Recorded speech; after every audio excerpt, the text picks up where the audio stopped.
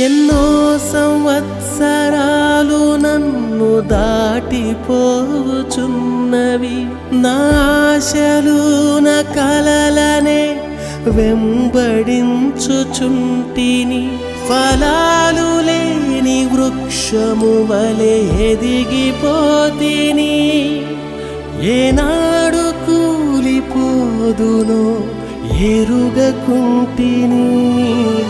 నా మరణ రోదన ఆలకించుమో ప్రభు, మరల నన్ను నూతనముగా చిగురు వేయని. నా బ్రతుకు దినములు లెక్కింప నేర్పుము దేవాయి, భువిని వీడు గడియ నాకు చూపుము.